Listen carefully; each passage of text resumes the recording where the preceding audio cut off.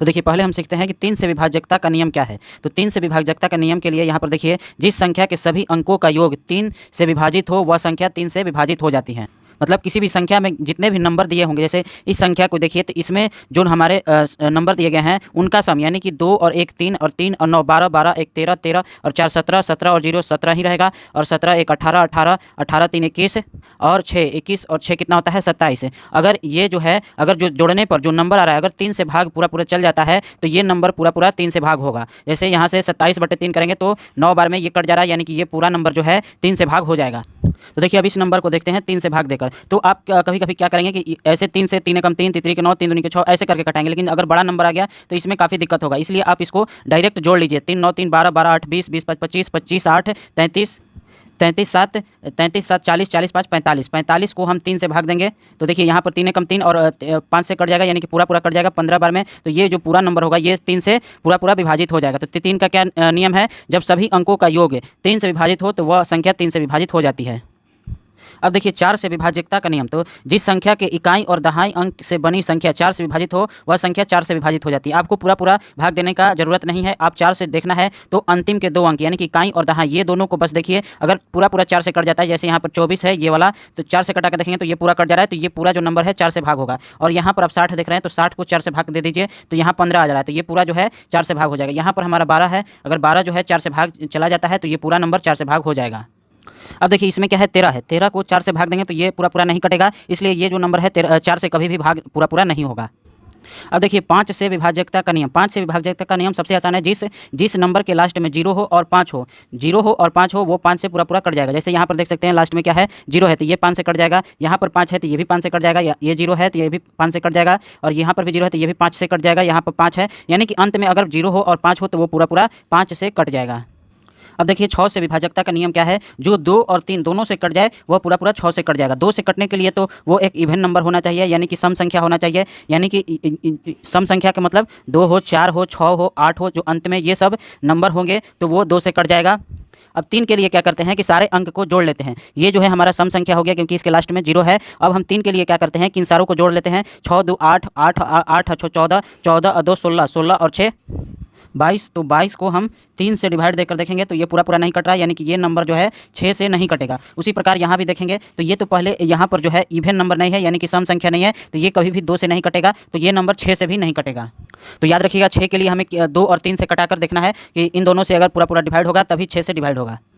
अब देखिए 7 से विभाजित का नियम। 7 से विभाजित का नियम बहुत ही इंपॉर्टेंट होता है। यदि दी गई संख्या के इकाई अंक का दोगुना बाकी संख्या से घटाने पर प्राप्त अंक संख्या 7 से विभाजित है तो पूरी संख्या 7 से विभाजित होगी। तो जो इकाई अंक है यानी कि ये 3 इकाई अंक है, 3 को हम दोगुना करते हैं, 3 गुने 2 क्या आ गया 6। इसको जो है जो बचा हुआ अंक कितना है 34। 34 में से हम 6 घटाते हैं तो कितना आता है 28। 28 को चेक करना है कि ये 7 से भाग जाता है कि नहीं, तो चल जाता है, यानी ये पूरा अंक जो है 7 से भाग होगा। उसी प्रकार एक बड़ा नंबर ले लेते हैं, तो यहाँ पर है हमारा 6, 6 का दोगुना करेंगे तो हमारा आ जाएगा 12, और यहाँ हमारा बचा 2217। 2217 में से 12 को घटा देंगे तो यहाँ आ जाएगा 5, यहाँ हो जाएगा 0 और यहाँ हो जाएगा 22। अभी भी इसको ये नहीं पता कि ये 7 से कटेगा या नहीं, फिर से वही रूल अपना लीजिए। यहाँ 5 को दोगुना कर दीजिए, 5 गुने 2 कितना हो जाएगा 10, और 220 में से 10 को घटा लीजिए, कितना आ गया 210 आ गया।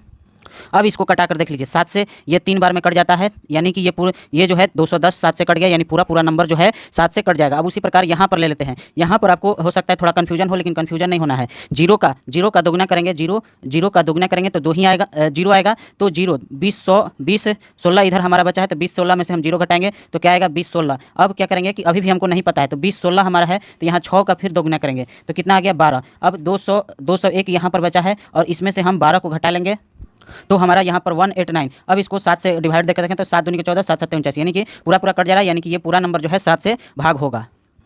देखिए 8 से विभाज्यता का नियम। जिस संख्या के इकाई दहाई और सैकड़ा तीनों जो है के अंकों से बनी संख्या 8 से विभाजित होगी तो वह संख्या 8 से विभाजित होगी। तो देखिए यहाँ पर तीनों इकाई दहाई और सैकड़ा तीनों से क्या बन रहा है 888। अगर ये 8 से विभाजित होगी तो ये पूरा नंबर जो है 8 से विभाजित होगी, तो यहाँ पर ये पूरा जो है 8 से विभाजित हो जाएगा, 111 होगा, यानी कि ये पूरा जो नंबर है 17 68 88 ये पूरा 8 से कट जाएगा। अब देखिए इसमें 3 डिजिट क्या है, तो 8 5 1 6 है, तो 5 1 6 को 8 से डिवाइड देंगे तो 8 6 48 और यहाँ बचा 3 और 6 36। 8 से 36 नहीं कटेगा, यानी कि ये पूरा नंबर 8 से नहीं कटेगा। अब इसमें देखते हैं तो इसमें 568 है, 568 है, इसको 8 से भाग देकर देखते हैं तो यहाँ पर 8 सत्ते 7 बार में 8 सत्ते 56 और यहाँ बचा 8 तो 8 कम 8 तो ये पूरा पूरा कट जा रहा है, यानी कि ये जो नंबर है हमारा 8 से पूरा पूरा विभाजित हो जाएगा, डिवाइड हो जाएगा। अब देखिए 9 से विभाजकता का नियम देखते हैं।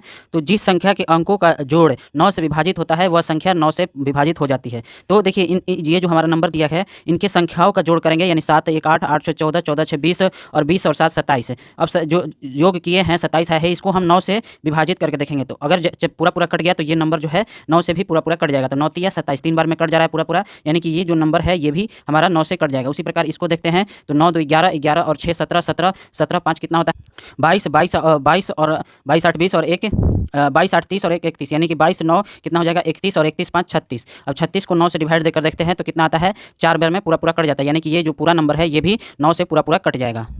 देखिए अब 10 से विभाजित का नियम। 10 से विभाजित का नियम क्या है? जिसके इकाई का अंक शून्य हो वही 10 से कटेगा। यहाँ पर इकाई का अंक 0 है तो ये 10 से कट जाएगा, यहाँ भी 0 है तो ये भी 10 से कट जाएगा, यहाँ पर 6 है तो ये 10 से नहीं कटेगा, यहाँ पर 1 है तो ये भी 10 से नहीं कटेगा, यहाँ पर 2 है तो ये भी 10 से नहीं कटेगा और यहाँ पर 0 है तो ये 10 से कट जाएगा, यानी जिसका इकाई अंक शून्य हो वही 10 से कटेगा।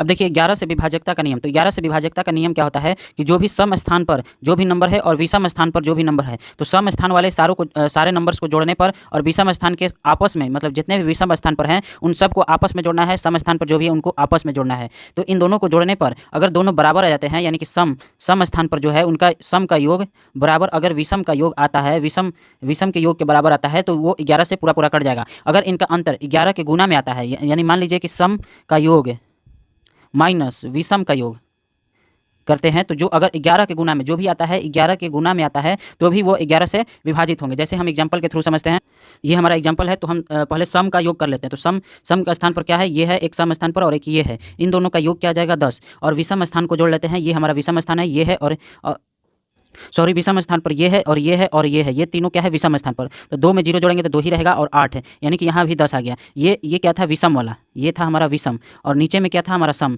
तो दोनों हमारा बराबर आ गया, विषम बराबर सम आ गया, तो ये 11 से पूरा पूरा कट जाएगा। वैसे ही इसमें देखें तो पहले हम विषम को जोड़ लेते हैं, 3 और 1 4 और 4 और 5 9 और फिर हम इस सम वाले को भी जोड़ लेते हैं 7 और 2, यहाँ भी 9 आ गया, तो यानी कि दोनों क्या आ गया बराबर आ गया, तो ये भी पूरा पूरा 11 से कट जाएगा। अगर अंतर भी आता दोनों का अगर बराबर नहीं रहता, लेकिन तब हम मान लीजिए कि यहाँ पर आ गया 27 और यहाँ पर आ गया 9, तो क्या करेंगे इन दोनों का अंतर देखेंगे। अगर अंतर 11 के गुना के बराबर है, 11 से कट जाता है, अंतर अगर 11 से कट जाता है तो वो 11 से पूरा पूरा डिवाइड होगा। अब देखिए 12 से विभाजित का नियम। 12 से विभाजित के नियम के लिए क्या करते हैं, जो भी नंबर दिया गया है अगर वो 3 और 4 दोनों से कट जाते हैं तभी वो नंबर जो है 12 से पूर्णतः विभाजित होंगे। तो देखिए यहाँ पर एक एग्जांपल है, इसको पहले चेक करते हैं कि ये 3 से पूर्णतः विभाजित है या नहीं। तो 3 के लिए क्या करते हैं, जो अंक होता है उनका योग कर देते हैं, यानी 6 4 10 10 3 13 और 13 2 15 15 को 3 से डिवाइड देंगे तो आज पूरा पूरा कट जाएगा, यानी ये जो नंबर है 3 से पूर्णतः विभाजित है। और 4 के लिए क्या करते हैं, अंत के 2 अंक को देखते हैं और उनको हम 4 से भाग देते हैं, अगर वो भाग चला जाता है तो वो 4 से विभाजित होगा। तो ये 32/4 करेंगे तो 8 आएगा, यानी पूर्णतः विभाजित हो रहा है। तो ये 3 और 4 से ये जो नंबर है 3 और 4 दोनों से विभाजित हो रहा है, यानी कि ये हमारा 12 से भी कट जाएगा। उसी प्रकार एक और एग्जाम्पल है 5 0 7 1 2, तो इनके अंकों का योग कर लेते हैं तो 5 5 + 0 5 होता है और 5 और 7 कितना होता है 12 12 1 13 13 और 2 15 15 3 से भाग चल जाएगा, तो 3 से ये पूरा नंबर भाग जाएगा। अब क्या करते हैं 4 के लिए, तो दो अंत के दोनों अंक देखेंगे, यानी 12 12 भी 4 से भाग चल जाएगा, यानी कि ये पूरा जो नंबर है ये 3 और 4 दोनों से कट जाएगा, यानी ये 12 से भी कट जाएगा। तो 13 से विभाजकता का नियम, ये भी काफ़ी बार एग्जाम में पूछे जाते हैं।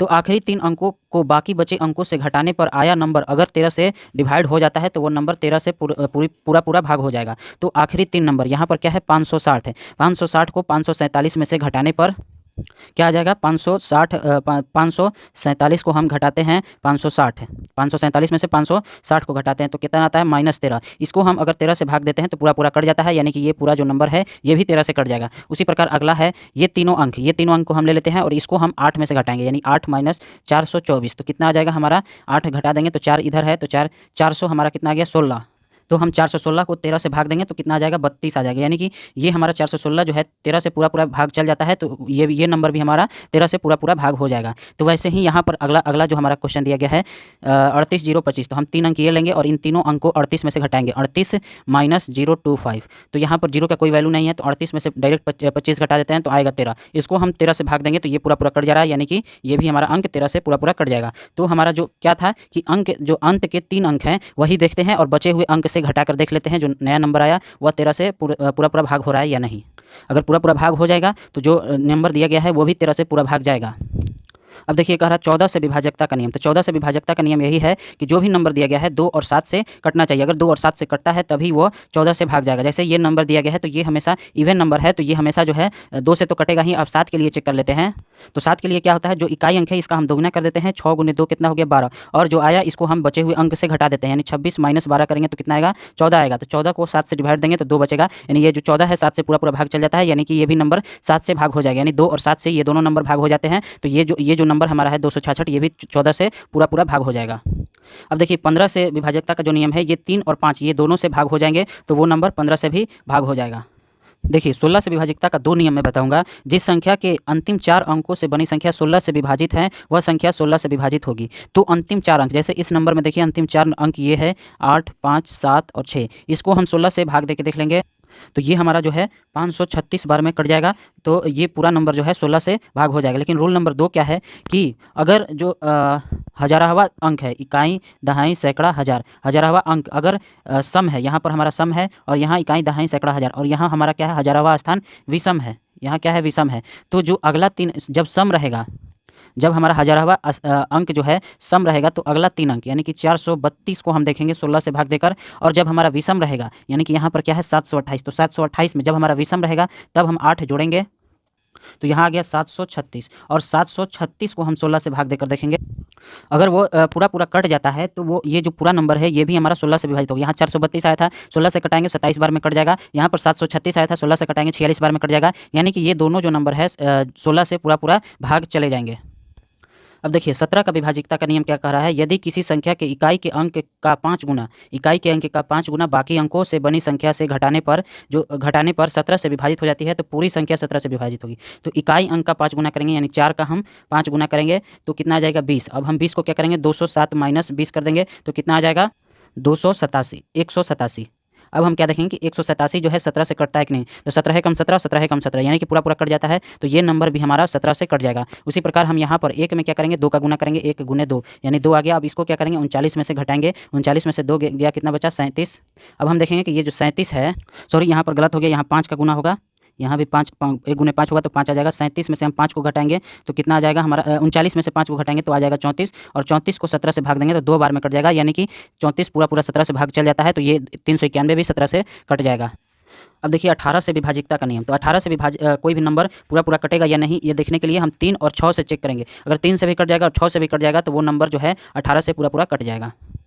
तो देखिए 19 से विभाजकता का नियम क्या कहता है, यदि किसी संख्या के इकाई के अंक का दोगुना, इकाई के अंक का कितना दोगुना बाकी अंकों से बनी संख्या में जोड़ने पर प्राप्त संख्या 19 से विभाजित होती है, तो पूरा संख्या 19 से विभाजित होती है। तो देखिए इकाई के अंक का दोगुना यानी कि 3 का दोगुना करेंगे तो कितना आ जाएगा 6 आ जाएगा, और 6 को 70 बाकी बचा 70, 70 में 6 को जोड़ देंगे तो कितना आ गया 76, 76 को 19 से डिवाइड देते हैं तो पूरा पूरा कट जाता है, यानी कि ये नंबर भी 19 से पूरा पूरा कट जाएगा।